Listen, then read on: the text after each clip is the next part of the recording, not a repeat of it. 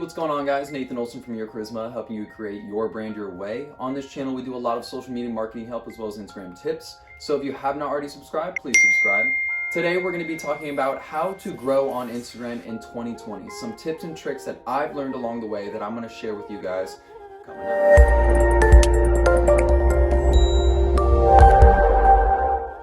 So when we talk about growth on Instagram in 2020, what we're really talking about is some things that you should avoid and some minor changes to your hashtag strategy and some other growth tactics that we're going to go over. So the first thing you're going to want to do, does follow, unfollow still work? While this has been up for much debate, Instagram has been cracking down on automation, meaning that it's harder now for third-party applications as well as mass actions taken on a profile to fly on the Instagram platform. They've been setting out more action blocks, they've been creating more password resets, and they've actually been banning a lot of accounts. A lot of big accounts that were able to utilize power likes, power comments, follow, unfollow automation, direct message automation, and story view bots have now been banned on the platform, and their accounts have been actually removed, or they've been hit with a permanent shadow ban where their engagement and their overall reach has been absolutely stagnated for an extended period of time that has been yet to see the block end. And so essentially what this means is that Instagram is pushing for a more organic sense on the platform. You should be taking less actions and trying to connect with people on a stronger, more authentic basis. And essentially that means that you shouldn't use any automation or third-party applications on your Instagram profile. However, if you're first starting out or you're still trying to gain those first couple thousand, follow, unfollow method still does work. We just have to limit the amount of actions that we're doing on a daily basis. Before, you could perform anywhere from 300, 500 to even 1,000 actions daily. Now that number is closer to about 100 people followed a day. And even then, you still want to give about a 3-day waiting period before you start unfollowing people. Just because Instagram will start to see that you are kind of performing tasks on a scheduled basis, and they could start to pick this up and really start to diminish your overall reach or even hit you with a couple action blocks. Instagram 2020 is going to bring a lot of shoppable e-commerce features. We've seen a ton of shoppable feeds, product tagging, story product tagging, there's been an enormous amount of e-commerce functionality built into the Instagram application. And in Instagram growth for 2020, you should be looking at creating kind of a stronger store basis on Instagram. It has turned into like a visual marketplace. So if you're a brand or you're a corporation and you're looking to kind of build a stronger community at the same time while helping increase and grow your sales, you should look at Instagram as a mobile marketplace. It's now a visual marketplace where you can use user-generated content and product tagging in order to both sell your products via another individual that is more trusted to your followers, but at the same time still linking your product.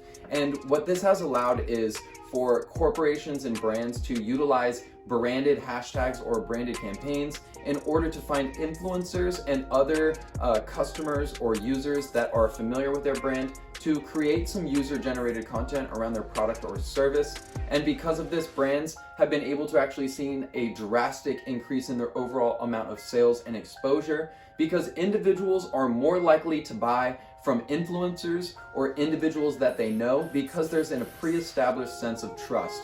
They feel that if an influencer or an individual is trying to promote this product, then it must be doing good for them, and in turn it will do good for the customer thinking about the product. Now, when we talk about a hashtag strategy, Instagram, as we've talked, has been cracking down on automation, and that means that originally when hashtags were purposed for the platform, they were meant to categorize content and at the same time be used as a word block in a sentence. And since Instagram's beginning, individuals have been manipulating the hashtag strategy, utilizing the stair-stepping method that we always talk about, and they've been creating lists of 30 hashtags that they use consistently across all posts.